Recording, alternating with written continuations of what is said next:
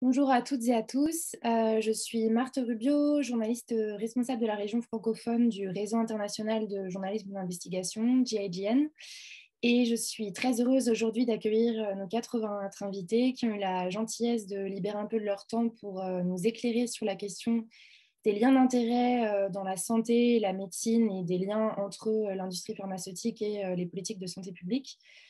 Avant de vous les présenter, je voudrais juste vous parler très brièvement de l'organisation pour laquelle je travaille, GIGN. Donc, notre organisation vise à développer le journalisme d'investigation autour du monde. Donc, on le fait de trois manières différentes. D'abord, en mettant à disposition des techniques d'enquête et des outils au plus grand nombre de journalistes autour du monde, en promouvant au maximum les enquêtes publiées par nos confrères et nos consoeurs autour du monde aussi, et surtout en favorisant au maximum la collaboration entre les journalistes et en facilitant en fait des contacts, en favorisant la mise en relation des journalistes entre eux.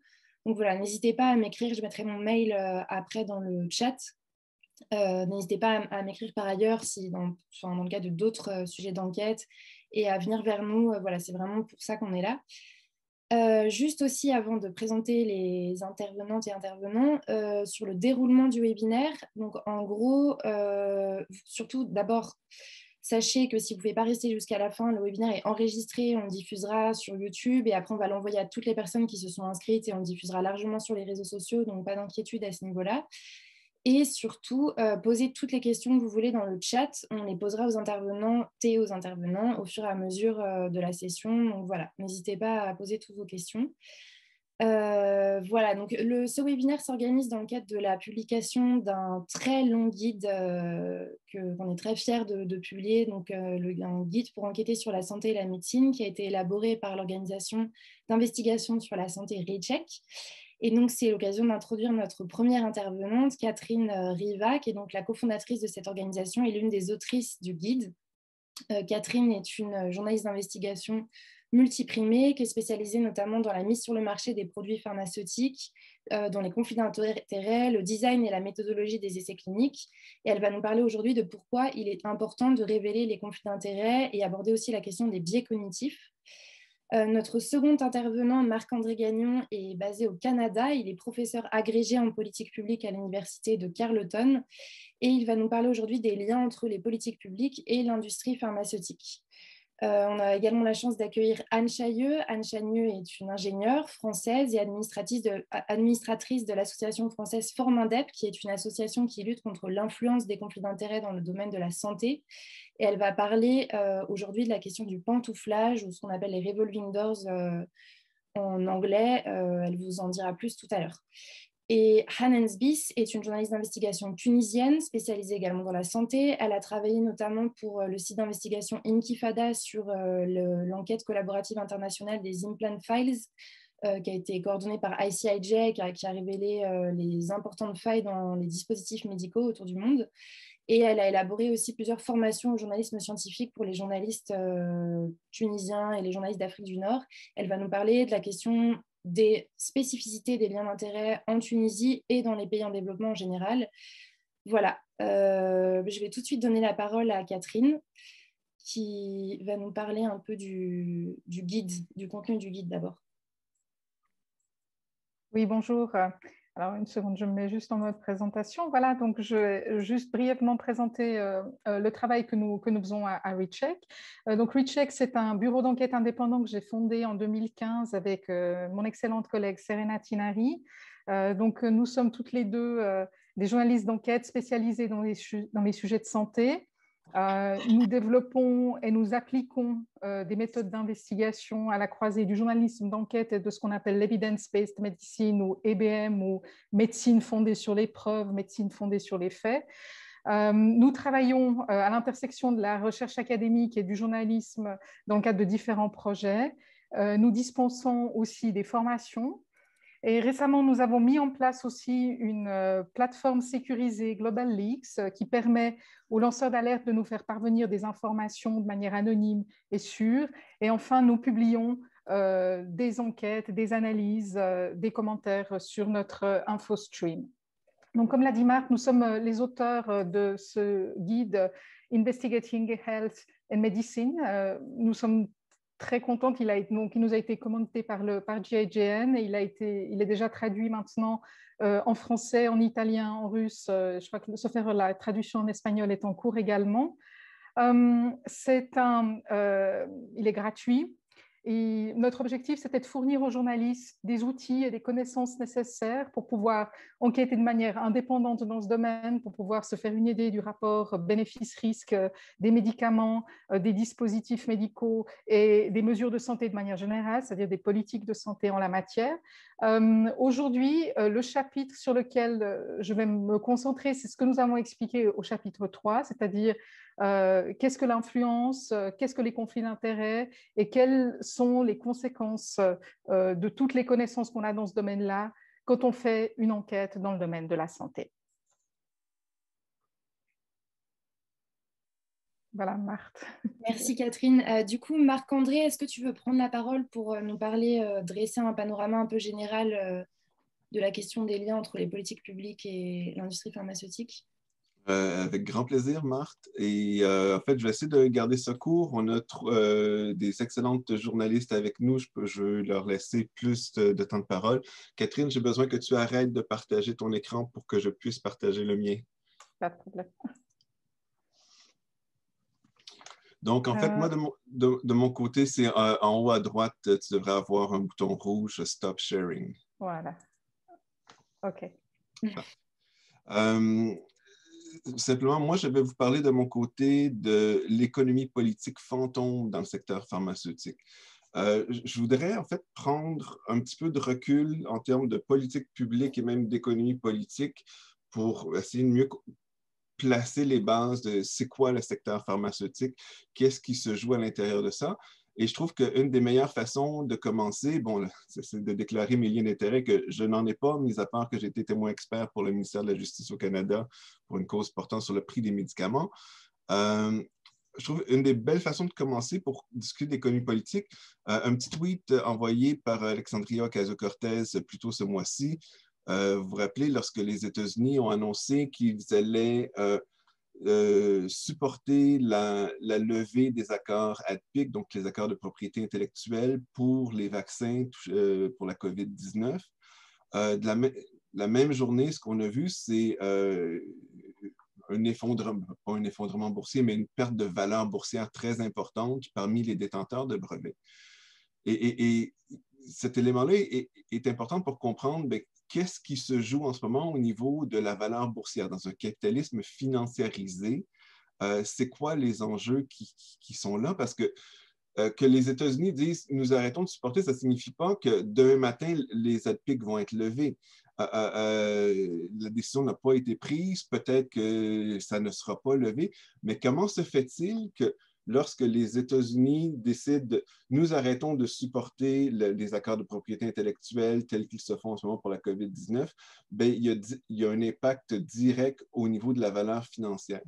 Et ça, c'est important de comprendre que souvent, on parle dans le capitalisme, les médicaments, c'est considéré comme des marchandises. Oui et non. Les médicaments, c'est d'abord et avant tout des actifs financiers. Et c'est ça qui est très important. Si on réussit à comprendre le médicament en termes d'actifs, je pense qu'on est capable de mieux comprendre c'est quoi la nature du médicament et c'est quoi la nature économique ou les stratégies corporatives qui vont être mises de l'avant pour supporter ces actifs financiers. Là, pour comprendre c'est quoi un actif financier, je suis désolé, on va prendre 30 petites secondes pour faire de la finance corporative. C'est quoi la valeur d'un investissement? Bien, la valeur boursière d'un investissement, c'est la valeur actualisée de l'ensemble des flux de revenus futurs anticipés qui peuvent être obtenus par l'entremise d'un droit de propriété sur un actif. Donc, la valeur actualisée, c'est que vaut aujourd'hui l'ensemble des flux de revenus futurs? Grosso modo, c'est 100 $ aujourd'hui, ça vaut 100 $. Mais combien je paierais aujourd'hui pour avoir 100 $ l'année prochaine? Ben, je paierais aujourd'hui 100 $ l'année prochaine, ça vaut peut-être 90 $. Et 100 $ dans 10 ans, ben, aujourd'hui, je paierais peut-être juste 10 $ aujourd'hui pour obtenir 100 $ dans 10 ans. Donc, les flux de revenus futurs ont une valeur actualisée, une valeur aujourd'hui qui n'est pas la même que juste la somme de l'ensemble de ces revenus-là. Donc, les flux de revenus futurs anticipés. La notion d'anticipation, elle est extrêmement importante. C'est-à-dire, c'est qu'est-ce que les investisseurs pensent qu'aujourd'hui va apporter le contrôle de cet actif, qu'est-ce qu'il va m'apporter comme flux de revenus futurs anticipés. Et donc, si on définit la notion d'actif, si on reprend la définition de International Accounting Standard Board, c'est une ressource qui est contrôlée par une entité comme le résultat d'événements passés, c'est-à-dire j'ai des droits de propriété à cause de ce que j'ai fait, je possède aujourd'hui des droits de propriété. Donc, les événements passés me donnent une propriété aujourd'hui sur cet actif-là, et cet actif-là me donne des droits sur des flux qui sont futurs. Donc, pour moi, cette base-là, elle est importante pour mieux comprendre qu'est-ce qui va être déployé par les grandes firmes pour gérer ces actifs-là. Donc, le management d'actifs, moi, m'a amené à réfléchir ce que j'appelle l'économie politique fantôme, c'est quelle est la gestion fantôme pour supporter la valeur de ces actifs-là. Quand on parle de Big Pharma, bon, là, on a ici 19 firmes qui font partie des 200 plus grandes firmes au niveau mondial en termes de valeur de marché. Ça, c'est les firmes qui, pour moi, sont les plus importantes. Et si on pense les médicaments en termes d'actifs, bon, les grands médicaments, on est ici en 2019, donc à partir de Humira, 19 milliards, Eliquis, Keytruda. Ça, c'est les grands médicaments qui, pour moi, sont centraux sur c'est quoi les locomotives d'accumulation, si on veut, dans le secteur pharmaceutique. La mise en marché d'un produit pharmaceutique. Si on le pense en termes d'actifs, qu'est-ce que ça signifie? Bon. Normalement, la mise en marché, c'est deux choses. On développe un produit qui a une valeur thérapeutique et ensuite, on obtient l'approbation au sein de différents gouvernements pour des usages spécifiques. Donc, on obtient des autorisations de mise en marché. Et normalement, on arrête là. Mais attention, là, si c'est un actif, c'est non, pour la firme, ce qui est important, ce n'est pas juste d'apporter un nouveau produit sur le marché. Ce qu'il s'agit de faire, c'est il faut transformer les pratiques cliniques et les habitudes de prescription afin d'élargir les ventes, entre autres par de la promotion off-label sur les usages non autorisés. Ce qui est très important, c'est qu'on n'apporte jamais un médicament sur le marché, on apporte un discours scientifique, on apporte une nouvelle base narrative sur laquelle on essaie, par laquelle on essaie de transformer les pratiques, la culture, la manière dont on pense la santé. Donc, la production de discours scientifiques appropriés pour influencer les acteurs, les structures sociales deviennent au cœur de la manière dont on peut maximiser les retours financiers, les flux de revenus futurs. Et finalement, la production et le contrôle des discours entourant le produit devient absolument central dans la détermination du succès commercial du produit. Et ça, pour moi, c'est un des éléments qui va être fondamental aussi. Comment on développe ce discours-là? Grosso modo, on a des firmes de communication et on a des plans de communication qui sont mis en place. Donc, un plan de communication, c'est j'ai un produit, bon, quel est le discours dont je veux générer autour de ce produit-là? Et normalement, ça va se traduire par la production de dizaines, une cinquantaine, peut-être une centaine d'articles scientifiques qu'on va essayer de planter dans différentes revues médicales afin de créer une base critique du discours en faveur du produit. Ça, c'est essentiel pour s'assurer qu'ensuite, lorsqu'on va envoyer notre armée de représentants, de visiteurs médicaux visiter les médecins, ils doivent avoir les arguments de marketing nécessaires et ces arguments-là doivent être déjà dans la littérature médicale. Donc, le plan de communication repose vraiment sur montrer pourquoi est-ce que la maladie est extrêmement problématique, comment elle est sous-diagnostiquée, faire la promotion d'usages non autorisés, etc., etc. Mais ça, on doit le penser dès le départ dans une campagne globale pour supporter le produit. Juste un exemple ici, on va avoir beaucoup d'exemples, j'en prends juste un. Le marché des antipsychotiques atypiques. Vous prenez 5 médicaments, Abilify, Zyprexa, Géodon, Seroquel, Risperdal, qui représentent 75% du marché américain de 18 milliards des antipsychotiques atypiques. Pour ces 5 produits-là, on a tous eu des amendes extrêmement élevées, donc 1,5 milliard pour Bristol Myers Squibb, pour des kickbacks, fraude, promotion illégale. Eli Lilly, 1,4 milliard pour promotion d'usage non autorisé. 301 millions pour Pfizer, promotion d'usage non autorisé. AstraZeneca, 1,5 milliard pour ghostwriting et promotion d'usage non autorisé. Johnson & Johnson, 1,1 milliard pour promotion d'usage non autorisé et pour la non-divulgation des effets secondaires liés au Risperdal. Là, ici, c'est important parce que si vous apportez simplement un nouveau antipsychotique, juste un bon produit sur le marché, ce n'est pas suffisant. Ce n'est pas ce qui va vous permettre de gagner les parts de marché. Il doit y avoir cette campagne de publication, cette campagne de communication qui est derrière pour supporter le produit. Et on se retrouve avec des fois des marchés qui sont construits et qui sont déconnectés un petit peu de la réalité thérapeutique de ces produits-là. C'est-à-dire qu'on a une médecine qui est beaucoup plus fondée sur des arguments de marketing que sur les preuves, comme vous nous parlez, Catherine, entre autres, par la manière dont on réussit à influencer cette médecine des preuves. Donc, au niveau de mes travaux sur la gestion fantôme dans le secteur biopharmaceutique, bon, on parle de la capture scientifique, c'est-à-dire comment on s'assure d'avoir un discours qui supporte le produit, mais il faut ajouter à ça comment on s'assure, par exemple, de ne pas divulguer donc une production sélective de l'ignorance sur les risques qui pourraient être associés au produit, par exemple. Ou encore, comment on peut y avoir de l'intimidation contre les discours adverses. Si vous avez des chercheurs indépendants qui commencent à dire « votre produit est problématique », bien, à ce moment-là, c'est très important de déployer des stratégies pour s'assurer de faire taire ou de discréditer les discours adverses.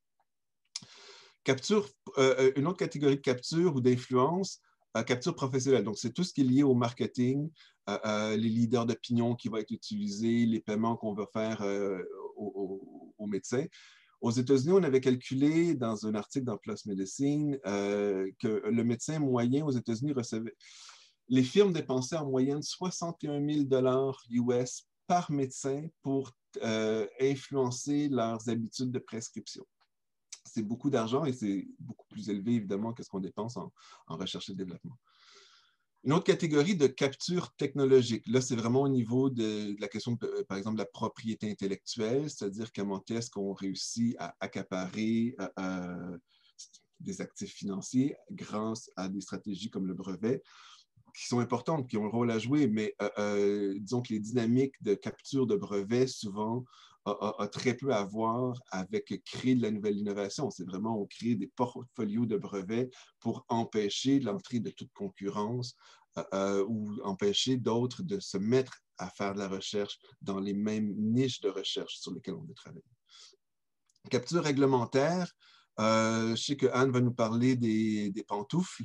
Entre autres, les portes tournantes entre l'industrie et le secteur privé et qui peuvent être extrêmement importantes. Le financement politique aussi par les grandes firmes pharmaceutiques peut être extrêmement important. Disons que le pouvoir politique des grandes firmes, tout dépendant du pays, mais ce pouvoir-là peut être immense et juste avec la COVID-19, au moment qu'on négocie par exemple, les approvisionnements en vaccins, ce pouvoir des firmes était devenu immense. Tout le monde, on se pliait finalement à n'importe quelle condition. Capture de marché, je passe vite, c'est simplement comment est-ce qu'il n'y a pas vraiment de concurrence de marché, il y a une très grande collaboration entre les firmes. Capture des médias, créer une chambre d'écho, créer des think tanks qui vont soutenir les discours, pas nécessairement pour notre produit, mais par exemple en faveur de pourquoi il faudrait étendre les brevets, donc avoir des think tanks qui vont faire le travail et qui vont ensuite publier dans les journaux, etc. Et aussi capture de la société civile, qui est pour moi un des éléments qui est devenu extrêmement important, les groupes de patients en particulier. Comment les groupes de patients sont devenus le bras armé de l'industrie pharmaceutique. Donc, on paie les groupes de patients pour aller demander au gouvernement, faire pression pour faire rembourser des produits qui peuvent coûter extrêmement cher, même si la valeur thérapeutique n'est pas toujours avérée. Donc, la logique de conflit d'intérêts, en fait, on va la voir dans l'ensemble de ces stratégies de capture, si on veut. On crée des réseaux qui sont alimentés par le conflit d'intérêts. Ça ne veut pas dire que quelqu'un qui a un conflit d'intérêts est nécessairement une mauvaise personne.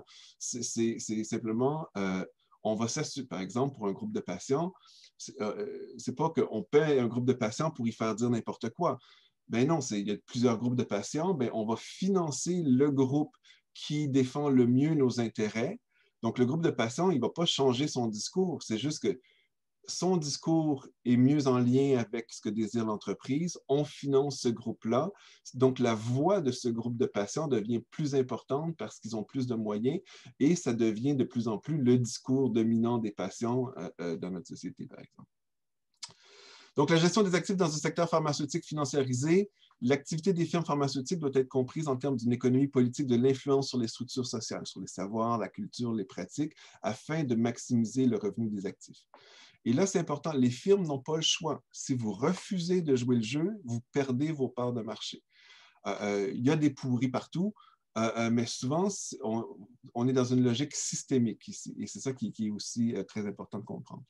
Même si la quasi-totalité des chercheurs sont des plus honnêtes, l'économie politique de l'influence qui s'émise dans l'ensemble de la recherche médicale peut les conduire à participer de facto à un système où est-ce que la rentabilité pour les actionnaires peut se faire au détriment des patients.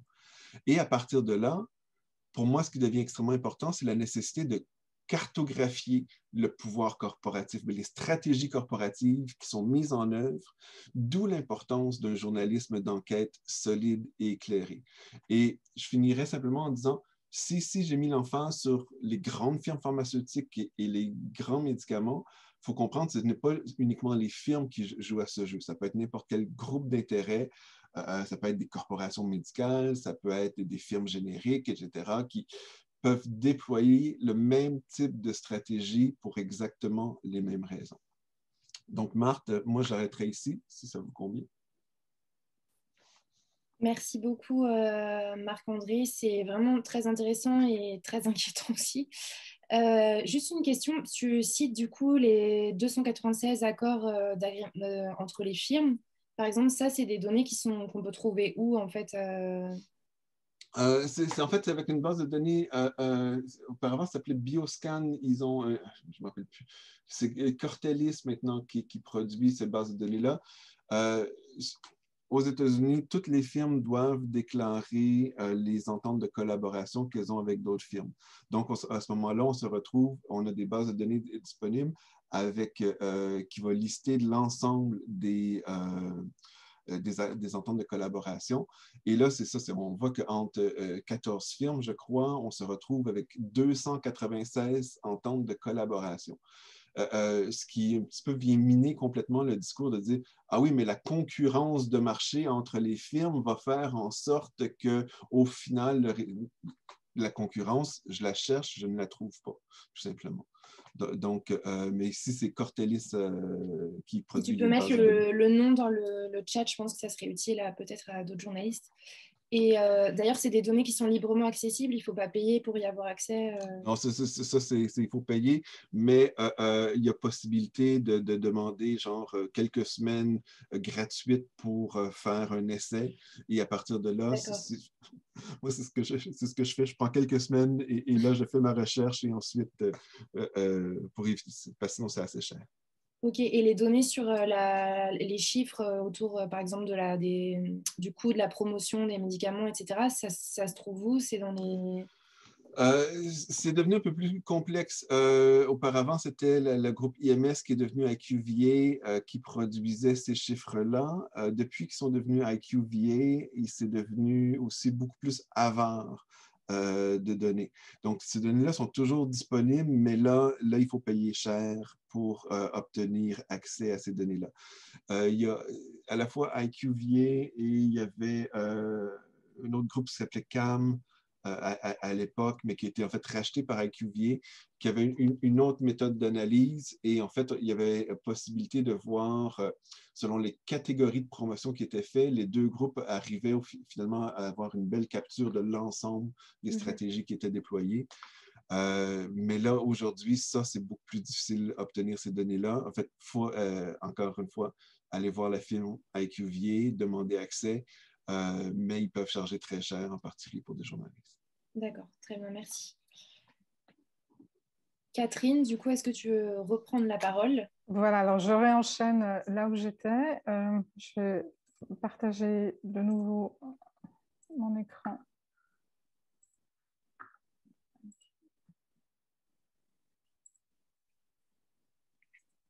Voilà. Donc je vais enchaîner sur ce qu'a dit Marc-André. Je pense qu'effectivement, c'est très important de souligner que l'industrie pharmaceutique n'est pas, et de très loin, le seul acteur problématique dans le domaine de la santé. Ici, vous avez un schéma, par exemple, qui représente les acteurs qui ont un agenda et des intérêts dans la crise Covid actuelle. On voit très clairement que ça ne se limite pas à la pharma. Et donc, pour une enquête bien faite, il faudrait poser des questions critiques à tous ces acteurs. Ce qu'il faut savoir aussi, c'est que bon, je vais beaucoup parler de l'influence de l'industrie sur les médecins et sur les experts, mais il faut savoir aussi que, par exemple, les journalistes scientifiques sont une cible également pour l'industrie pharmaceutique. Ici, vous avez des dias qui ont été pris en 2019 à la conférence mondiale du journaliste scientifique qui s'était tenue à Lausanne en Suisse, et on avait des lunchs et des sessions qui étaient sponsorisées par l'industrie, en l'occurrence par Bayer et par Johnson & Johnson.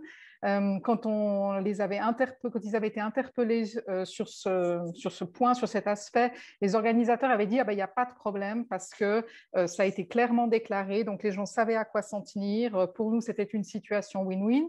J'espère arriver à démontrer pendant l'exposé que, au contraire, c'est tout à fait problématique. Alors, la première chose, la première constante qu'il faut avoir à l'esprit, et là, je pense que j'arrive en fait à enchaîner avec ce qu'a dit Marc-André, c'est qu'en général, les firmes pharmaceutiques ne lancent jamais un médicament ou un nouveau produit dans le vide. Elles mettent toujours en place un dispositif pour créer et pour entretenir la demande. Et ici, on avait réalisé une carte d'un dispositif qui avait été déployé par Bayer en Suisse pour assurer la demande, pour l'entretenir aussi dans les années 2000-2010 pour les pilules contraceptives de 4e génération. Et parmi les auxiliaires les plus importants de ce dispositif, il y avait ce qu'on appelle les Key Opinion Leaders ou leaders d'opinion ou COL. Les COL sont des experts qui font autorité dans leur domaine. En l'occurrence, c'était le domaine de la contraception et de la santé reproductive. Et leur particularité, c'est qu'ils travaillent en même temps dans le domaine public et pour l'industrie.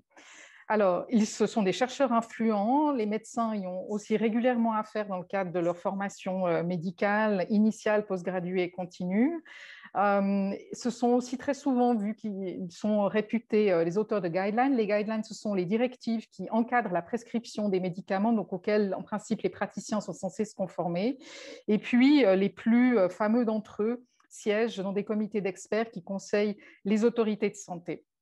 Donc, on constate qu'à bien des égards, les Key Opinion Leaders sont très utiles pour l'industrie parce que non seulement ils sont partout, mais aussi autant les firmes pharmaceutiques, si elles se présentent seules, provoquent en général une certaine réticence, aussi bien chez les médias que dans le corps médical, parce qu'elles ont mauvaise réputation. Mais si c'est un expert en fait qui arrive au devant, aussi bien les médias que les médecins que le public ont tendance en fait à baisser la garde parce que l'expert incarne à la fois le savoir et l'autorité. Mais il faut savoir que ce n'est pas forcément parce qu'une personne est très compétente qu'elle devient Key Opinion Leader. Ce qui est déterminant pour qu'elle accède à ce statut, c'est sa capacité à influencer le discours scientifique et les pratiques. Donc, il s'agit soit de professionnels établis auxquels une ou plusieurs pharma vont offrir des perspectives supplémentaires, soit un poulain qui va être repéré par l'industrie très tôt dans sa carrière et cette dernière va se retrouver facilitée. Donc, autrement dit, un Key Opinion Leader émerge très rarement du fait de son propre mérite, du travail fabuleux qu'il a accompli. Le plus souvent, il est fabriqué et s'il réussit à s'imposer, c'est surtout grâce à certains facilitateurs, c'est-à-dire il pourra publier plus facilement dans des revues qui ont un fort facteur d'impact, il sera plus régulièrement invité pour intervenir. Et ça, c'est quelque chose en fait, que l'industrie pharmaceutique peut assez facilement téléguider. On peut même passer commande d'un call. Il existe des entreprises spécialisées dans ce domaine. Par exemple, les DIA que vous voyez ici, ce n'est pas nous à ReCheck qui les avons réalisés. Ils émanent d'une entreprise qui s'appelle Onyx Health Limited, qui propose des Key Opinion Leaders et qui vante justement les avantages qu'ils peuvent apporter tout au long du cycle de vie d'un produit. Donc, cette question des Key Opinion Leaders, elle nous amène à la question des conflits d'intérêts, qui est définie comme suit depuis 1993. On dit qu'un conflit d'intérêts, c'est une situation dans laquelle le jugement professionnel concernant l'intérêt primaire, qui peut être le bien du patient ou l'intégrité de la recherche, est susceptible d'être influencé de manière excessive par un intérêt secondaire. Alors, ce qui ressort de cette définition qui est important, c'est que le conflit d'intérêts, ce n'est pas le résultat, c'est une situation, et c'est une situation à risque. Donc, c'est le risque de biais et pas le biais lui-même, en fait, qui est en question quand on parle de conflit d'intérêts. La situation est dite à risque pour deux raisons. C'est d'abord parce que le conflit d'intérêts met le médecin, le chercheur ou l'expert dans une situation où il risque de ne plus donner la priorité à l'intérêt primaire qu'il est censé défendre. Et puis, comme nous allons voir, ça augmente le risque de juger les faits de manière biaisée, unilatérale ou partiale. Alors, ce n'est pas des connaissances qui datent, qui sont récentes. Là, par exemple, il y avait eu en juin 2007 un symposium qui avait fait un petit peu le point sur les connaissances qu'on avait déjà à l'époque, il y a une quinzaine d'années, sur ces problèmes-là. Nous l'avons mis en référence dans le guide. Je vous encourage vraiment à lire les actes de ce colloque qui sont accessibles parce qu'on y apprend on y apprend des choses très intéressantes. Alors, les enseignements qu'on peut en tirer, ça montre notamment que nous avons tendance d'un côté tous à surestimer notre indépendance et de l'autre à sous-estimer l'effet de certains mécanismes inconscients sur notre capacité de discernement. Donc, ces travaux montrent notamment qu'une personne en situation de conflit d'intérêts n'est pas en mesure non plus de déterminer par elle-même si elle est influencée et le cas échéant dans quelle mesure elle a été influencée. Ce qu'on voit aussi, et ça c'est quelque chose qui fait souvent un peu mal à l'ego des médecins et des chercheurs, c'est que votre haut niveau d'intelligence et de formation ne vous protège pas contre certains de ces mécanismes inconscients. Donc pour l'enquête dans le domaine de la santé et de la médecine, ces enseignements sont tout à fait déterminants parce qu'il faut savoir que l'industrie tire à fond parti de tous ces mécanismes et du coup les différentes manifestations de son influence sont autant d'endroits où les journalistes peuvent trouver des informations. Le principal mécanisme inconscient qui joue dans le conflit d'intérêts, c'est ce qu'on appelle la réciprocité. La réciprocité, c'est un principe de socialisation universelle qui est à la base de nos interactions. C'est lui qui fait que nous sommes obligés de rendre l'appareil chaque fois qu'on nous a accordé une faveur ou qu'on nous a offert un soutien, une invitation, un cadeau. C'est un mécanisme qui est tout à fait inconscient et qui est quasiment impossible à contrôler. Donc, il est très probable qu'une personne en situation de conflit d'intérêts se sente inconsciemment redevable à la personne ou à l'instance qui lui a offert un avantage. Alors, le stylo bille que vous voyez avec logo, c'est le cadeau typique que reçoivent les médecins ou les chercheurs, par exemple, à l'occasion des congrès. Là, en l'occurrence, ils en avaient reçu beaucoup vu qu'ils ont pu faire la façade de leur petite maison avec. Alors, on pourrait se dire qu'un stylo, ça n'est vraiment pas grand-chose. C'est ce qu'on pourrait imaginer le plus dérisoire comme cadeau.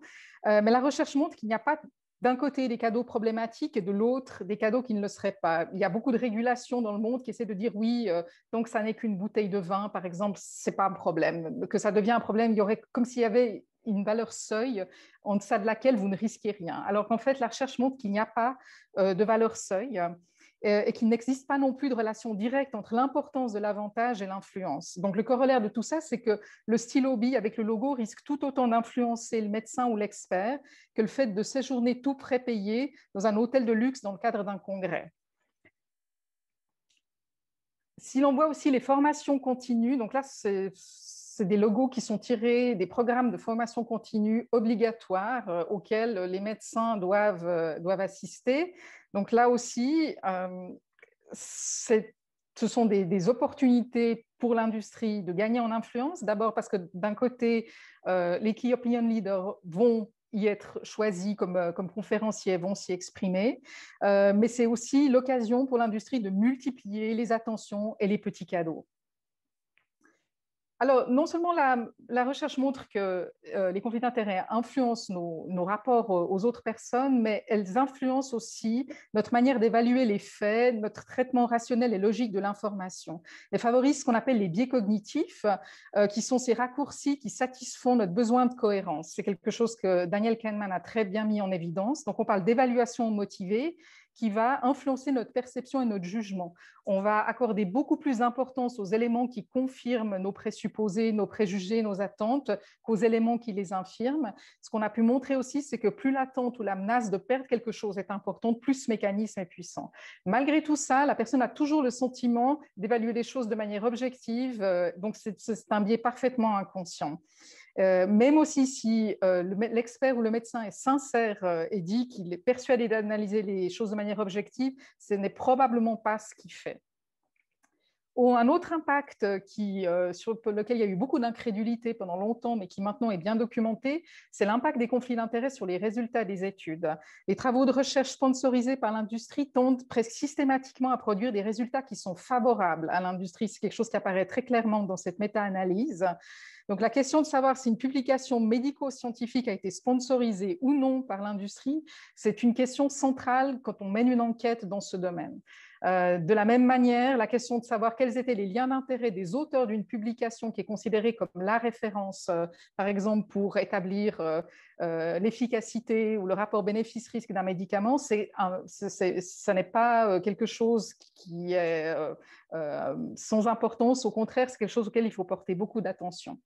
Donc, si on résume ce que l'on a, comme l'a fait George Levenstein dans le cadre de ce symposium, les conflits d'intérêts vont inévitablement biaiser le comportement du médecin, aussi honorable et bien intentionné soit-il. Les biens peuvent déformer les choix des médecins ou sont susceptibles de les faire rechercher et souligner inconsciemment les données qui vont dans le sens de leurs intérêts personnels. Le seul remède viable est d'éliminer les conflits d'intérêts chaque fois que c'est possible, c'est-à-dire d'éliminer les cadeaux des compagnies pharmaceutiques aux médecins. Cela devrait inclure les cadeaux de toute taille, car même les petits cadeaux peuvent entraîner des biais inconscients. Alors, est-ce qu'on a éliminé les conflits d'intérêts? Bien entendu, non. Ce qu'on a dit qu'on allait proposer comme solution, parce qu'on devait partir du principe que les lecteurs de revues, par exemple, où le public étaient des adultes, on allait simplement déclarer les conflits d'intérêts et faire un effort de transparence.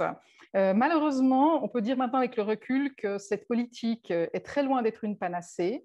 Comme l'a bien montré par exemple Evan Mayo-Wilson, la transparency n'a pas du tout ralenti les paiements aux médecins. L'industrie continue d'arroser la recherche et le corps médical. L'autre problème aussi, c'est qu'elles ont contribué à une banalisation des conflits d'intérêts. Donc, on est passé du déni complet à la vantardise. C'est-à-dire, au début, c'était non, moi, les conflits d'intérêts ne m'influencent pas. À présent, c'est si tu n'as pas de conflit d'intérêts, ça veut dire que tu es un nobody dans la recherche, en fait, que tu ne comptes pas. Plus on est bon, plus on a de conflits d'intérêts. Donc, on en est toujours finalement au même stade qu'en 2007, c'est-à-dire qu'il est toujours très difficile de faire comprendre à quelqu'un un aspect de la réalité si le fait qu'elle ne comprenne pas cet aspect de réalité va être déterminant pour qu'elle puisse continuer à toucher son salaire. Alors, nous, on part du principe qu'un Key Opinion Leader mérite toujours un check, même si ce Key Opinion Leader suscite beaucoup de sympathie. C'est à dessein que j'ai choisi l'exemple de Solange Peters, qui en Suisse est très connue. C'est une colle extrêmement charismatique. Les médias la sollicitent régulièrement et elle donne elle aussi régulièrement de la voix pour s'insurger chaque fois que des compagnies d'assurance maladie refusent de prendre en charge des traitements contre le cancer, des traitements expérimentaux. Donc, elle se pose en fait en défendresse des patients. Alors, des collègues de la radio publique avaient fait une recherche dans les bases de données en Suisse pour voir en fait qu'est-ce qu'elle avait touché de l'industrie. Il est apparu qu'il n'y avait qu'une seule firme dont elle avait touché le montant qui est indiqué ici, Bristol Myers Squibb. Et Solange Peters avait déclaré de toute façon tout passait après dans un fonds du département d'oncologie de l'hôpital universitaire où elle travaille pour la formation postgraduée. En fait, ce qu'il faut toujours avoir en tête, c'est que les firmes pharmaceutiques sont des multinationales et qu'il est très rare que vous trouviez dans les données pour un seul pays tous les conflits d'intérêts d'un key opinion leader dont le destin est de voyager de par le monde pour expliquer certains findings. Alors, dès qu'on faisait un petit peu plus de recherche ici, par exemple aux États-Unis, on se rendait compte qu'en fait, Solange Peters avait des liens d'intérêt avec tous les fabricants d'anticancéreux expérimentaux et très chers. C'est ceux que vous voyez sur la courbe qu'a présenté Marc-André qui actuellement rapporte le plus. C'est effectivement cette catégorie de médicaments. Et donc, exactement de la même manière, donc on voit, il ne s'agissait pas du tout d'une relation privilégiée avec une firme, au contraire, Solange Peters a des relations avec toutes les firmes pharmaceutiques. Donc ces renseignements, vous pouvez les trouver Donc, dans les déclarations d'intérêt des revues médicales, dans les programmes de congrès où les sponsors sont systématiquement indiqués, mais aussi dans les bases des données des brevets. Vous pouvez aussi recourir aux lois sur la transparence de votre propre pays ou encore consulter des bases de données comme Euro4Docs, Dollar4Docs et puis les déclarations publiques d'intérêt officielles comme celles par exemple qui existent en France. Mais c'est très important de recouper tous ces éléments parce qu'il est rare que vous trouviez tout facilement au même endroit. Voilà, je vous remercie et puis si vous avez des questions, je répondrai volontiers. Merci beaucoup, Catherine. Juste une question, du coup, en tant que journaliste, parfois on a la recherche aussi directement d'un expert indépendant. Est-ce qu'il existe des listes d'experts indépendants qui permettent de s'assurer qu'on a affaire justement à quelqu'un qui n'est pas sous influence? Oui, absolument. Donc, on est à Recheck, on est maintenant dans le comité qui parraine en fait cette liste. C'est une liste qui a été lancée par Ginny Lanzer et Shannon Brownlee aux États-Unis et qui est hébergée maintenant par le Lown Institute. Et si les journalistes veulent pouvoir solliciter un expert, il faut qu'ils adressent une demande à cette liste. Le lien peut être trouvé par exemple sur le site de Recheck et leur demande sera examinée parce que malheureusement en fait il y a aussi des tentatives de trollage en fait par des communicants pour pouvoir accéder à ces experts et pour pouvoir exercer des pressions sur eux. Donc il y aura une vérification qui sera opérée dans quelle mesure l'activité du demandeur est véritablement une activité journalistique. Et ensuite, voilà, effectivement, il y a plusieurs dizaines d'experts indépendants qu'on peut trouver là-bas et qui offrent tous des éclairages très intéressants, soit globaux, soit sur leur spécialité. Ok, le lien est dans le guide aussi sur la... Le lien est dans le guide aussi et aussi sur le site de Recheck. Oui. Ok, très bien. Merci. Anne, est-ce que tu veux prendre le relais? Okay. Alors, pour partage d'écran...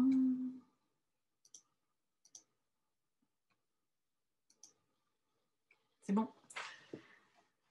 Donc, ma partie... C'est bon pour le partage d'écran? Oui. Alors, donc ma partie qui m'a été dévolue, c'est sur le pantouflage.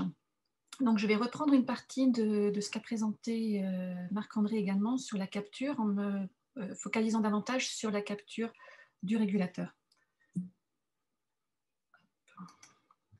Alors, tout d'abord, je dois déclarer mon absence de conflit d'intérêt. En tout cas, ma déclaration de lien d'intérêt est absolument vide, de même que celle de l'association Formandep, donc que je représente ici, et qui est dédiée à la lutte contre les conflits d'intérêt dans le domaine de la santé. Et selon nos statuts, donc, notre seul financement provient de nos membres et nous faisons également le filtre de tout promoteur de thérapie non validé pour éviter les charlatans qui pourraient être très intéressés à promouvoir leurs produits.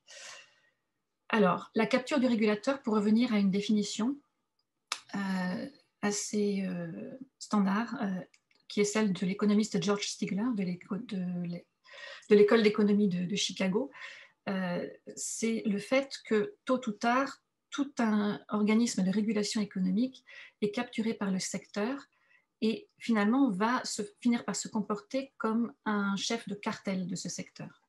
Alors concrètement, comment ça se passe? Quelques indices, par exemple, je considère que l'Agence européenne du médicament est capturée. À quoi puis-je voir cela? Vous avez tout d'abord une empathie totale avec les positions du secteur régulé. Donc, par exemple, très récemment, la directrice générale Emer Cook de l'Agence européenne du médicament a pris position contre la levée des brevets sur le Covid, qui est clairement pas une position très pro-santé publique, mais en revanche une position tout à fait soutenue par l'industrie pharmaceutique. Un autre document ici, c'est un article qui est co-signé par plusieurs responsables de l'Agence européenne du médicament et d'agences nationales, notamment la responsable d'alors de la pharmacovigilance, qui aujourd'hui est la responsable de l'Agence britannique du médicament, sur le fait qu'on en ferait trop finalement avec la pharmacovigilance et qu'on priverait les patients de médicaments intéressants. Alors ce qui est intéressant avec cet article, c'est que toutes les sources qu'il cite proviennent d'un seul laboratoire qui à l'époque était en délicatesse avec un de ses produits, le Tysabri. Ensuite, vous avez là un autre exemple, c'est la comparaison de l'évaluation par 3 agences HTA, donc c'est-à-dire ce sont les agences telles que la HAS française, le Lickvig en Allemagne et le NICE britannique, qui sont chargées de comparer les médicaments entre eux et de recommander les meilleures stratégies thérapeutiques. Elles ont aussi un rôle dans le remboursement et la fixation du prix de ces produits en général. Et sur cette même évaluation d'un même produit, on a l'agence allemande qui conclut à une absence totale d'intérêt du médicament et refuse son remboursement. L'agence française qui déclare qu'effectivement, ça ne fait pas grand-chose sur le plan clinique, mais pour un sous-groupe, éventuellement, peut-être ça pourrait servir, et donc on va le rembourser dans cette indication. Et l'agence britannique qui, elle, refuse de livrer les données au public et de surcroît autorise en revanche l'usage dans toutes les catégories. Donc, on peut voir vraiment un degré de sympathie, je dirais, avec les positions d'industrie qui est croissant entre ces trois agences. Mais on pourrait objecter qu'il s'agit jusque-là d'opinion. On peut avoir néanmoins aussi des indices en matière d'action. Deux exemples ici encore, cette fois-ci avec la FDA, donc l'agence américaine. L'agence américaine a entre autres parmi ses tâches celle de sanctionner les laboratoires qui refuseraient de rendre publics les résultats de leurs essais cliniques, ce qui est une obligation au terme d'un an après la fin de chaque étude. C'est quelque chose de très important pour avoir une base objective sur les données de la science. Et actuellement, la FDA a accumulé 10 milliards de dollars d'amendes qu'elle devrait avoir réclamées à l'industrie pharmaceutique et qu'elle n'a jamais réclamées. Donc, c'est clairement une violation de son mandat qui lui a été donné par le législateur. Et à droite, vous avez un autre exemple qui concerne là l'Agence européenne du médicament, un communiqué de presse annonçant la mise sur le marché d'un nouveau traitement, en l'occurrence des dyslipidémies. Et ce qui est intéressant, c'est la dernière phrase en fait de ce communiqué. Les preuves disponibles ne permettent pas actuellement donc de déterminer l'intérêt de Repatha pour les patients dans la réduction des maladies cardiovasculaires ou des décès de maladies cardiovasculaires. C'est-à-dire que le mandat de l'Agence européenne du médicament, qui est d'évaluer les bénéfices et les risques des médicaments pour déterminer s'il est suffisamment favorable ce rapport entre bénéfices et risques pour une mise sur le marché. Ici, l'Agence avoue qu'elle n'en sait rien. En matière de bénéfices, elle n'a aucune idée de l'intérêt du médicament et néanmoins accorde l'AMM. Donc là, clairement, on a de nouveau une violation du mandat de l'Agence. Alors, les leviers de cette capture, comment arrive-t-on à cette empathie excessive entre les positions de l'agence censée réglementer un secteur et le secteur lui-même? Alors, je pense qu'il y a trois qui sont assez saillants. Les procédures, à savoir que vous avez des conflits d'intérêts qui sont inscrits dans les règles même de fonctionnement des agences. Les positions, alors les prises de position des agents publics sont lentement façonnées finalement par un phénomène d'acculturation des agents publics. Et enfin, les personnes, donc ce phénomène de pantouflage qui est une porosité entre les personnels des agents publics, des agences publiques et de l'industrie. Alors, en matière de procédure, ceci est un extrait qu'on retrouve dans toutes les réglementations européennes du médicament depuis la toute première, donc depuis les années 60. Vous avez ce préambule qui précise donc que le but de la réglementation doit être la sauvegarde de la santé publique, mais que néanmoins, ce but doit être atteint par des moyens qui ne puissent pas freiner le développement de l'industrie pharmaceutique.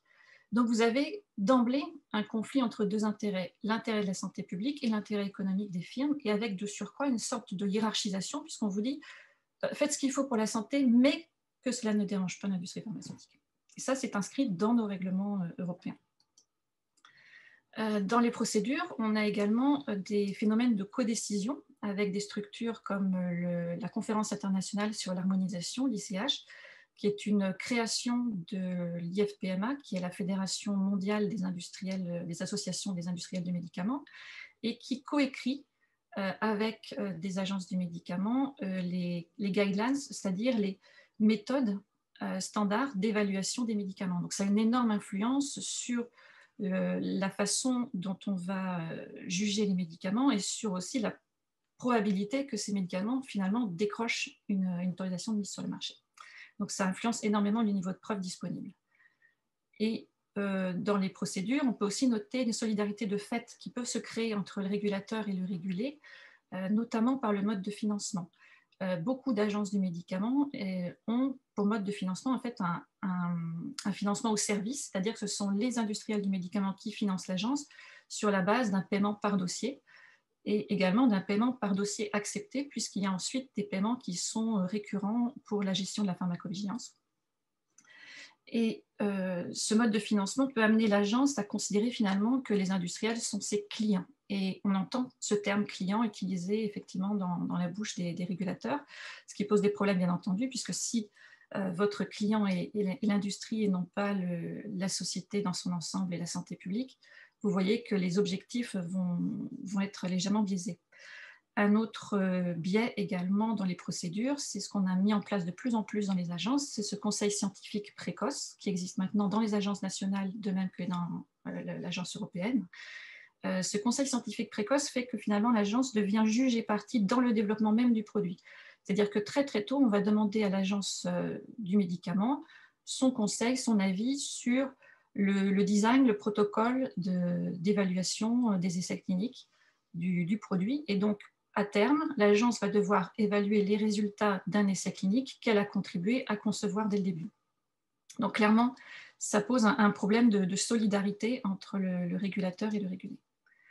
Alors, ce phénomène, je l'ai illustré ici, par une acculturation des agents qui s'obtient également par tout simplement le fait que nos agents publics, lorsqu'on observe leur emploi du temps, passent l'essentiel de leur temps dans une bulle, finalement, une bulle qui a été très soigneusement construite par les industriels, avec énormément de conférences, de think tanks, qui sont en réalité systématiquement à leur initiative, financées par les industriels, directement ou indirectement.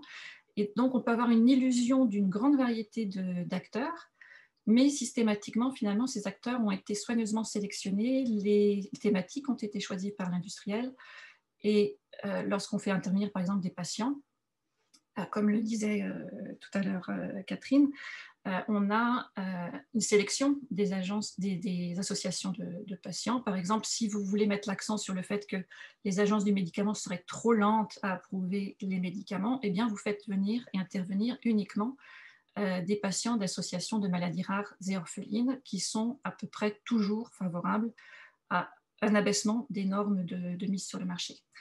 Alors, à gauche, les illustrations, juste pour le préciser, ce gros câlin que vous voyez, là, c'est un câlin entre donc, la dame blonde et la vice-directrice de la FDA pour l'évaluation des médicaments. La dame en rouge est la directrice médicale du laboratoire Pfizer. Et le monsieur en bleu est un entrepreneur des réseaux sociaux qui a créé le réseau Patients Like Me. Donc, il y a vraiment l'idée que finalement, l'intérêt de ces trois parties est commun et réellement une illusion de consensus qui se crée, je pense, de façon réellement sincère de la part des agents, à force d'évoluer dans des cercles finalement qui sont des chambres d'écho qui répètent toujours les mêmes messages. Et en bas, vous avez l'illustration, c'est la remise d'un prix. Une association de professionnels des affaires réglementaires remet un prix chaque année pour leur lifetime achievement, donc pour l'ensemble de leur carrière, à des régulateurs publics. Et donc ici, c'était le président de la commission d'AMM de l'Agence européenne du médicament qui recevait un prix donc de la part d'une association d'industriels pour l'ensemble de sa carrière. Alors le fait même qu'il l'accepte, pour moi, est problématique, mais clairement pour lui non, puisqu'il s'est estimé très heureux de la recevoir, cette récompense qui est purement symbolique, je tiens à le préciser. Donc je vous ai cité ici quelques-uns de ces cercles. La Drug Information Association, c'est dans ce cadre qu'a été prise la photo du gros câlin. C'est une association qui a été fondée par l'industrie en même temps à peu près qu'ont émergé les premières agences du médicament. C'est-à-dire que très tôt, l'industrie a compris qu'il fallait qu'elle englobe finalement, qu'elle façonne l'opinion de ces agences. Et c'est donc une association mondiale qui organise énormément de colloques qui réunissent à la fois l'industrie du médicament et les régulateurs. Le CIRS, c'est une émanation de l'ABPI, le syndicat de l'industrie pharmaceutique britannique. Alors, c'est le Centre pour l'innovation en sciences réglementaires et qui a énormément façonné la façon dont on évalue les médicaments au niveau mondial. Le NewDigs, c'est un think and do tank, c'est comme ça qu'ils se définissent, du MIT, qui a été confondé par une vingtaine de laboratoires pharmaceutiques et qui, là aussi, évalue des façons plus rapides, moins onéreuses, plus prévisibles d'évaluer les médicaments. Et TOPRA, qui est donc l'organisation professionnelle des professionnels des affaires réglementaires. Donc c'est dans ce cadre qu'est remise la récompense à Thomas Salmonson. De Tapestry Networks, c'était quelque chose de plus ponctuel, mais qui là a travaillé sur le fait de faire des avis communs entre les agences du médicament et les agences HTA pour essayer de refaire au niveau des agences HTA la capture qu'on avait déjà réussi à faire au niveau des agences du médicament. Alors, le pantouflage, je dirais qu'il y a deux formes de pantouflage en quelque sorte. Il y a un pré-pantouflage et un pantouflage pleine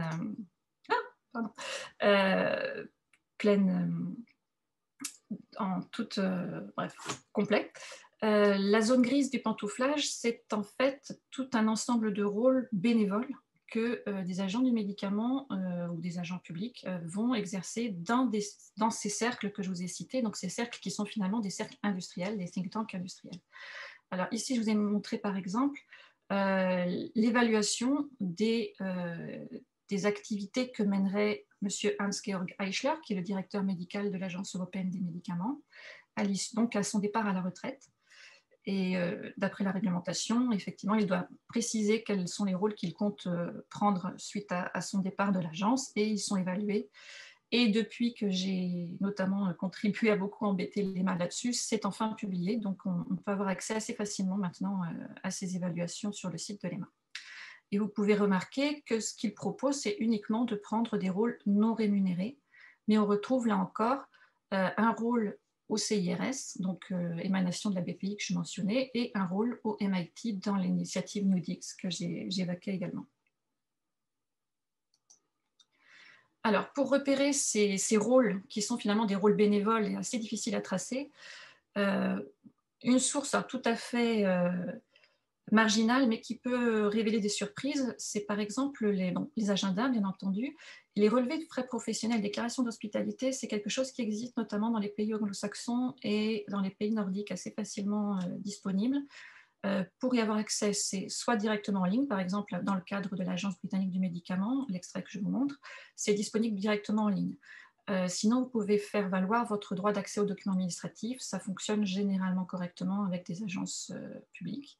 Là, vous voyez par exemple le cas du directeur des dispositifs médicaux de l'Agence britannique du médicament qui annonce avoir bénéficié d'un dîner offert à la Chambre des Lords par un conseil d'une entreprise qui s'appelle GS1, sa branche britannique, et dans lequel il dit qu'il est donc invité à parler devant ce conseil scientifique. Et quand on va voir le site de l'entreprise en question, on s'aperçoit qu'en réalité, il est déclaré comme membre du conseil scientifique. Donc une position qui semble beaucoup plus stable et peut-être plus porteuse de risque qu'une simple intervention un soir. Alors, le pantouflage, c'est un phénomène vraiment massif, puisque tout fraîchement, le 18 mai donc, dernier, la médiatrice européenne vient de lancer une enquête. Elle entend revoir 100 dossiers de fonctionnaires européens qui ont pantouflé. Donc, c'est juste un échantillon. C'est clairement quelque chose de très massif que le départ d'agents publics vers le privé et systématiquement vers le secteur qu'il, justement, entendait réglementer. Alors, un cas très célèbre que j'ai contribué à faire connaître, c'est le cas du docteur Thomas Lundgren, qui est un ancien directeur général de l'Agence européenne du médicament et qui, avant même la fin de son mandat, avait créé une société de consulting pour l'industrie pharmaceutique qui n'a pas fonctionné. D'après ses déclarations, il nous a bien tenu à nous préciser lorsqu'on l'a interrogé là-dessus, qu'il n'avait pas passé de contrat avec les industriels avant son départ. Néanmoins, il avait déjà créé la structure. Et il a, pour cela, travaillé avec un groupe qui s'appelle NDA Group, un groupe d'origine suédoise comme lui, qui se vante de participer à 40% des dossiers d'AMM chaque année en Europe. Et si vous allez voir le site de NDA, vous allez voir que le site se vante que ses consultants proviennent presque tous des instances de réglementation du médicament. Donc il y a vraiment une industrie du pantouflage et une industrialisation du conflit d'intérêts et qui a des conséquences à très long terme, puisque là on parle d'un pantouflage pour le Dr Lundgren qui remonte à 2011 et encore récemment en 2021, donc lors de sa dernière nomination, cette fois-ci en tant que président du directoire d'un laboratoire pharmaceutique, le CV met en avant sa qualité de responsable de l'EMA. Donc, 10 ans après, c'est encore cette expérience-là qu'on valorise lorsqu'on veut faire un communiqué boursier et qu'on est un laboratoire. Alors, justement, comment obtenir ces informations? Dans le cas de Lundgren, je l'avais repéré finalement en allant farfouiller sur des forums boursiers, puisqu'à l'époque, l'EMA ne publiait pas du tout ses évaluations. Et pour tout dire, n'avait fait aucune évaluation de ses conflits d'intérêts et n'était absolument pas informé de ce qu'il allait faire après. Donc, c'est en retrouvant ces informations que j'avais consulté l'EMA, que j'avais interrogé l'EMA en demandant les documents qu'il aurait dû remplir, etc. Et c'est là que finalement l'EMA est revenu sur son dossier. Donc, dans les forums boursiers, vous avez énormément de tuyaux, de boursicoteurs, etc., qui adorent faire fuiter des informations dès qu'ils en ont. Plus officiel, le registre du commerce. Ici, vous avez à droite, par exemple, le document qu'a rempli le docteur Lundgren pour être nommé directeur. Donc ça, c'est encore après la création de l'entreprise. Et on est encore le 10 novembre 2010, sachant que c'est le 31 décembre qu'il a quitté son poste de directeur de l'EMA. Les documents de bourse sont intéressants aussi puisqu'ils précisent dans à peu près tous les pays, on a la même obligation. La rémunération des dirigeants doit être publique, de même que les mouvements, les ventes d'actions par les dirigeants des entreprises. Donc ça permet d'avoir parfois des listes assez intéressantes. Les réseaux sociaux, bien entendu, notamment LinkedIn pour tout ce qui est appartenance à diverses entreprises.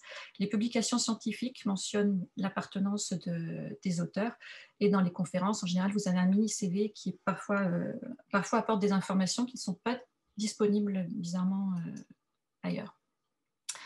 Alors, je tenais à rappeler, voilà, ça c'est un extrait du serment d'Hippocrate, pour rappeler que l'indépendance est une valeur fondamentale en médecine, en santé, et que effectivement toutes ces questions d'influence, par quelque biais qu'elles s'exercent, ont finalement un impact sur la santé des personnes. Et donc c'est pour ça que notre association essaie de lutter contre. Voilà. Je vous remercie. Merci beaucoup Anne, c'était passionnant et très utile. Du coup, quand tu parles de forum boursier, c'est un forum en ligne Ah oui, vraiment des forums de personnes qui investissent en France, par exemple Boursorama ou des sites aussi basiques que cela. Aussi, à titre anecdotique, vous avez un site que j'aime beaucoup.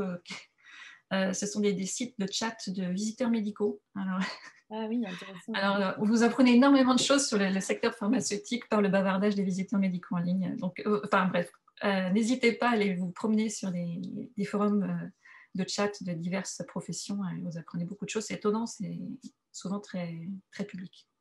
Très bien. Merci beaucoup. Du coup, on va passer directement à la présentation de Hanen. Parce qu'on est déjà en train de déborder sur le timing de la session. N'hésitez pas pendant ce temps-là à poser des questions si jamais vous en avez.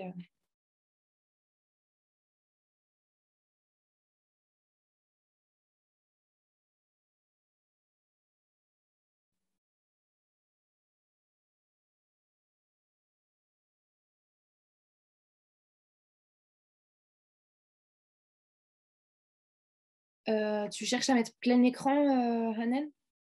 Ah, voilà, c'est bon. Alors voilà, je vais essayer d'être très rapide. Donc, moi, je vais parler un peu de la spécificité de conflits d'intérêts dans les pays en développement, notamment en Afrique du Nord et en Afrique. Donc, il y a plusieurs formes en fait de conflits d'intérêts. Il y a d'abord le financement de la formation continue des médecins et des professionnels de santé, le sponsoring des participants aux colloques internationaux, les voyages, les cadeaux, les promotions. Mais il y a aussi d'autres formes qui sont très typiques peut-être à nos contextes. C'est plutôt les conflits d'intérêts. Par exemple, au Parlement, vous avez des parlementaires qui sont en même temps des médecins, qui sont là pour défendre des projets de loi qui servent un peu leur intérêt ou l'intérêt de leurs clients. Vous avez aussi des parlementaires qui sont aussi des industriels de la santé et donc qui traitent avec l'État et remportent des appels d'offres annoncés par l'État, ce qui est interdit par la loi. Il y a aussi les relations entre médecins, fournisseurs de dispositifs médicaux. Là, j'en parlerai tout à l'heure de l'exemple que nous avons traité dans le cadre de la grande enquête Implant Trial, comment les médecins entretiennent des rapports très privilégiés avec certains fournisseurs de dispositifs médicaux qui sont fabriqués bien sûr par des grands géants de l'industrie pharmaceutique. Et puis aussi, il y a les rapports ambigus entre médecins, cliniques et services publics. Je donnerai tout à l'heure des exemples. Donc là, je parcours rapidement. Donc voilà, les difficultés généralement qui sont affrontées par les journalistes dans nos contextes pour faire des investigations sur le conflit d'intérêts. D'abord, il y a des lobbies très, très influents, des laboratoires pharmaceutiques et des industriels dans le domaine de la santé à coup de cadeaux, de privilèges qu'ils donnent à des médecins, à des étudiants en médecine, à des journalistes scientifiques, mais aussi à des agents de la régulation. Ça devient très, très difficile qu'il n'y ait pas de conflit d'intérêts, justement. Il y a aussi l'absence de bases de données où les industries de la santé se doivent de déclarer leurs liens d'intérêt avec les médecins et les acteurs de la santé, comme un peu ce qui se passe en France, le site Transparence Santé, où les industriels de la santé sont obligés de déclarer leurs liens d'intérêt avec les acteurs de la santé. Nous, on ne dispose pas malheureusement de cet outil parce que c'est très, très important de l'avoir pour retracer justement les liens d'intérêt entre certains labos et certains médecins ou chercheurs, pardon. Il y a aussi le manque de transparence par rapport à la publication des listes des participants aux appels d'offres publics pour l'achat, par exemple, des dispositifs médicaux, alors que normalement la loi le préconise pour plus de transparence. Et puis l'État privilégie généralement le traitement de gré à gré pour l'achat de dispositifs médicaux, et notamment en période de crise. Et là, je citerai tout à l'heure un exemple qui est arrivé, justement, un scandale qui est arrivé à l'occasion de la crise Covid. Et puis finalement, la non-application de la loi d'accès à l'information, ça, c'est dans les pays où ça existe réellement, cette loi-là.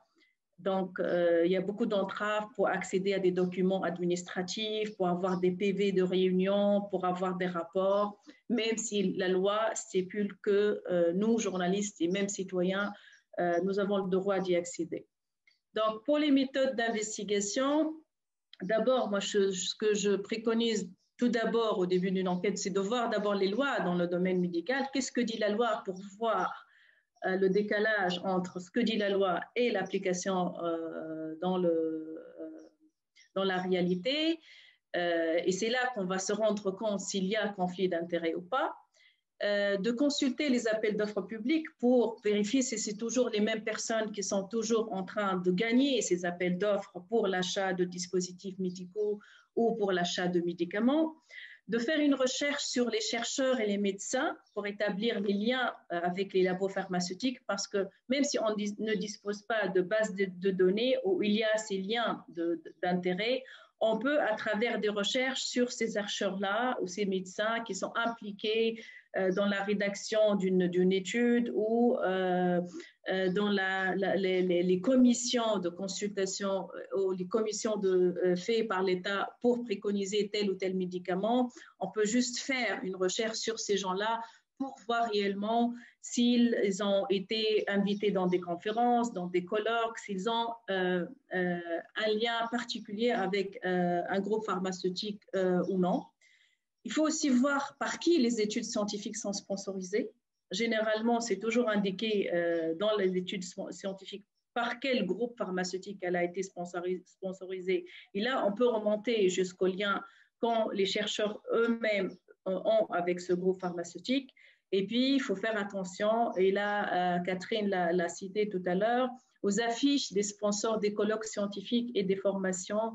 Qui sont ces gens-là, quels liens ils détiennent avec les intervenants, si ces intervenants sont régulièrement invités à leur colloque ou non. Ça suffit d'aller sur le site du groupe pharmaceutique qui organise le colloque ou sur le site du colloque, ou même aller sur place et faire la visite. Pour les ressources utiles, moi, je ne dirais pas qu'il y a des ressources très différentes de ce qui a été cité précédemment, parce que, bon, moi je cite Transparence Santé, même si c'est une base de données pour les scientifiques français, mais généralement pour l'élaboration d'études scientifiques, il y a toujours un groupe de chercheurs. Et donc, si par hasard vous avez un nom de votre pays, un nom d'un chercheur qui a participé à une étude qui a été publiée en France, par exemple, vous pouvez chercher sur cette base de données-là et vous pouvez tomber sur quelque chose qui établit un lien d'intérêt du chercheur sur lequel vous êtes en train de travailler. Il y a Euro4Doc et $4Doc, c'est le même principe, c'est aussi des sites pour établir des liens d'intérêt pour des médecins en Europe et aux États-Unis, mais c'est la même chose parce que la médecine, c'est quelque chose qui ne se fait pas dans nos pays, mais qui se fait sur un marché international de la science. Et donc, nos chercheurs, nos médecins sont toujours associés à des études internationales. Leur nom figure dans ces études-là. Et donc, on a de la chance, si on cherche sur ces bases de données internationales, de tomber sur quelque chose sur eux. Sinon, le cas échéant, on peut faire toujours des recherches sur eux, sur Google Scholar ou sur PubMed. Aussi, on peut voir sur les sites, et moi je préconise de visiter les sites de publication des appels d'offres publics dans vos pays respectifs. Moi, j'ai donné ici l'exemple du site sur les appels d'offres publics en Tunisie, le TUNEPS.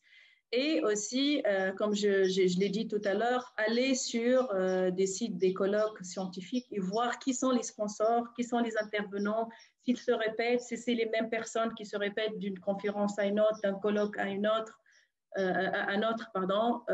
et d'essayer d'établir un lien de connexion. Là, je donnerai 3 exemples rapidement sur des affaires de conflit d'intérêts. Je parlerai de la Tunisie, qui est un contexte que je connais le plus. Donc, il y a une affaire de masques qui a été déclenchée en avril 2020. Donc, d'abord, les critères de fabrication des masques qui étaient filtrés avant même la publication du cahier de charge de fabrication des masques. Il y avait un choix par l'État d'un industriel pour la fabrication de 2 millions de masques non chirurgicaux alors qu'il est député au Parlement. Et la loi, donc l'article 25 du règlement intérieur, interdit aux parlementaires d'avoir des relations commerciales avec l'État. Là, je reviens à ce que j'avais dit au début de l'intervention, c'est de chercher ce que dit la loi pour voir où il y a eu les dépassements. Donc, la commande a été passée par un coup de téléphone direct entre le ministre de l'Industrie et l'industriel lui-même. Donc, il n'y avait pas d'appel d'offres public, c'était de gré à gré et c'était un peu contraire à la loi. L'affaire, bien sûr, a été découverte par l'Instance nationale de lutte contre la corruption. Après, elle a été reprise par les journalistes. Et ce qui était le plus scandaleux, c'est que le chef du gouvernement a finalement défendu son ministre en disant qu'il avait fait un bon choix en contactant directement l'industriel en question. Bon, après, l'affaire a eu tellement de l'ampleur que la commande n'est pas passée et l'État s'est retracté. Mais c'était un exemple très flagrant sur les conflits d'intérêts qui peuvent arriver dans un contexte de crise. Deuxième exemple dont je voudrais en parler, c'est l'affaire des stands périmés. Ça, c'était une des enquêtes qui était incluse dans le projet Amplify. Donc, ça, c'est une affaire qui s'est déclenchée en 2016, impliquant des cliniques, des médecins et le ministère de la Santé. Nous, on a réouvert le dossier en 2019 parce qu'on a eu de nouveaux documents impliquant ces différents acteurs. Mais ce qui était important dans cette affaire, ce qui attire l'attention, c'est qu'à l'époque, on a découvert que les médecins imposaient aux cliniques dans lesquelles ils travaillaient d'acheter des stents, c'est-à-dire des produits médicaux, de certains fournisseurs représentant certaines marques mondiales. Et très souvent, ce sont les médecins qui traitaient directement avec les fournisseurs qui étaient les représentants de ces marques mondiales, telles que Abbott, Medtronic, et il imposait aux cliniques de traiter avec ces fournisseurs-là, alors que ce n'était pas leur rôle d'abord de traiter directement avec le fournisseur, parce que de par la loi, c'est le rôle de pharmacien de la clinique de traiter avec les fournisseurs et encore plus d'imposer certaines marques au détriment d'autres marques. Et donc là, le conflit d'intérêts était très flagrant. Autre chose, c'est que l'autorité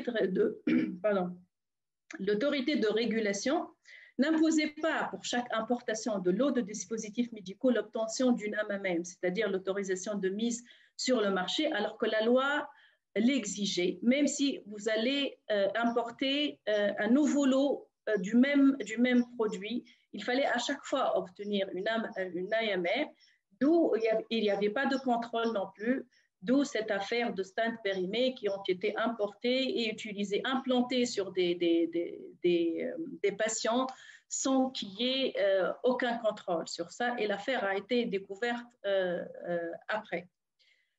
Et donc là,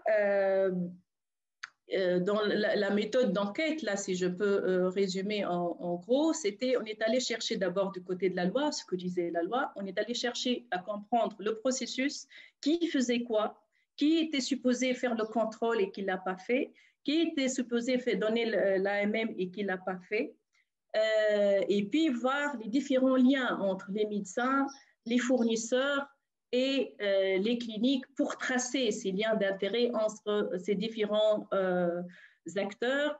Nous avons eu la chance d'avoir obtenu les rapports d'inspection médicale à l'époque, après l'ouverture de l'affaire par le ministère de la Santé.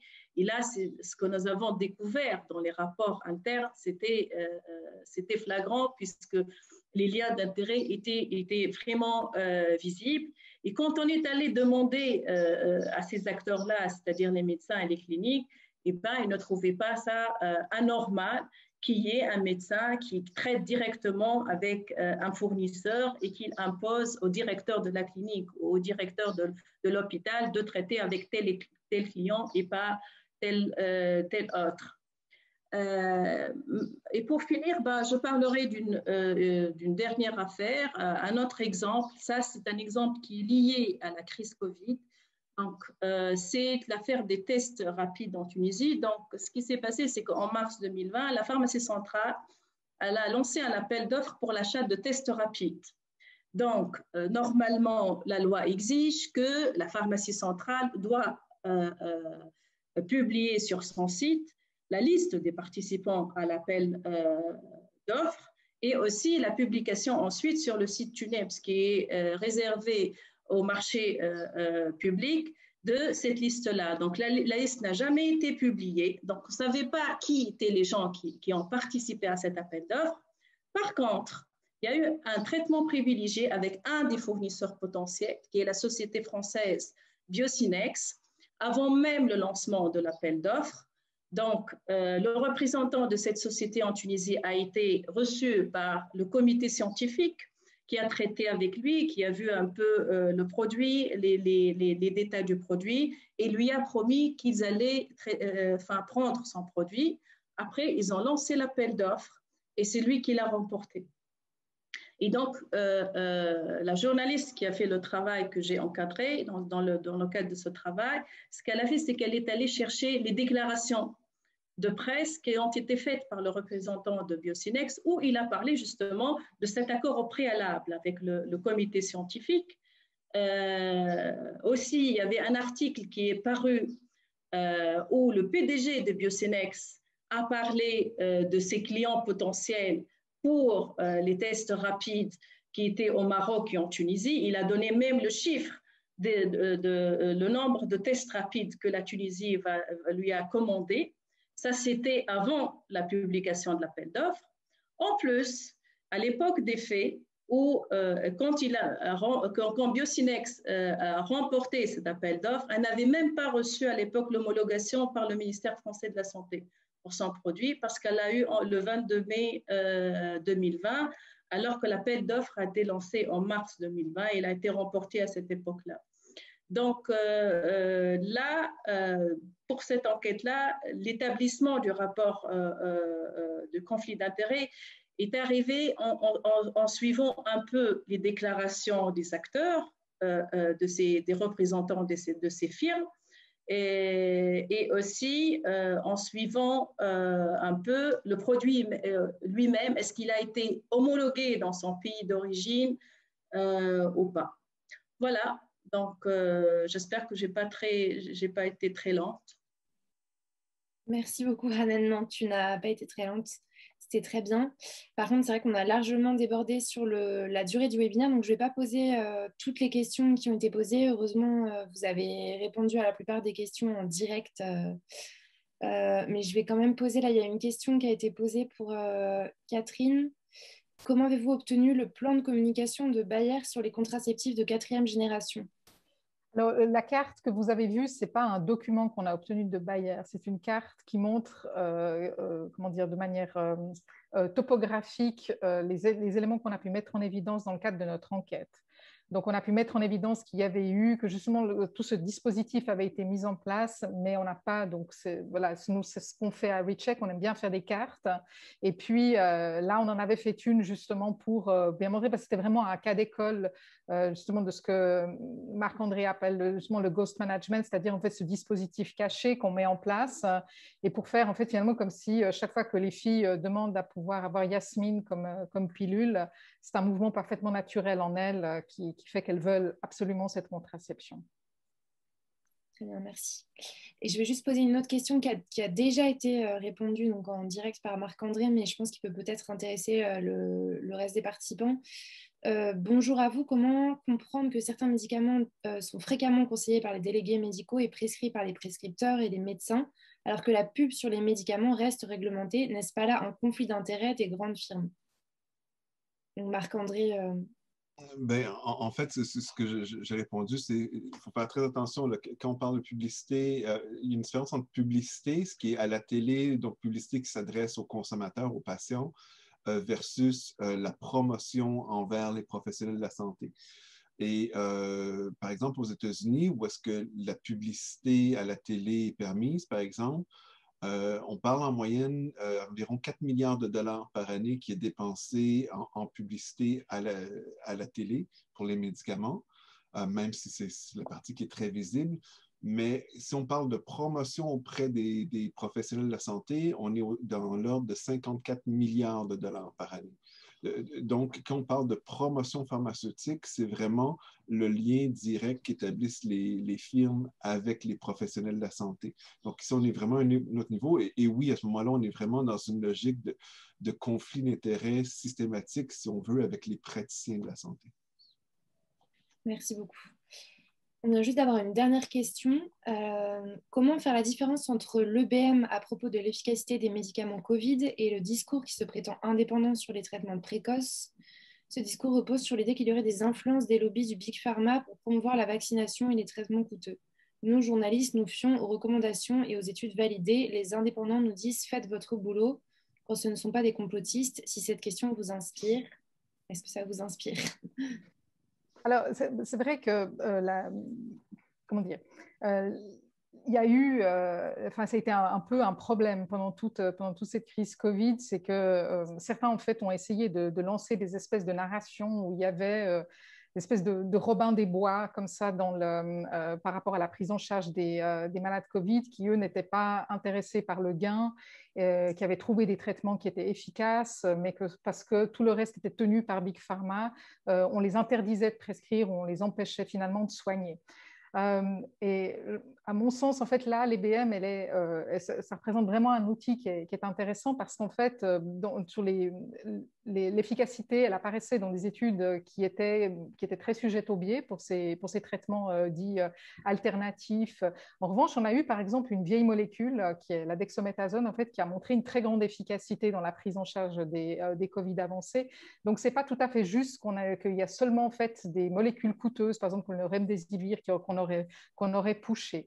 Mais c'est vrai aussi que on a eu beaucoup de molécules qui ont été poussées aussi, comme le tocilizumab, je me souviens, ou comme d'autres, en fait, où on avait uniquement de la science faite sur la base de communiqués de presse, où on nous promettait des études qui allaient venir.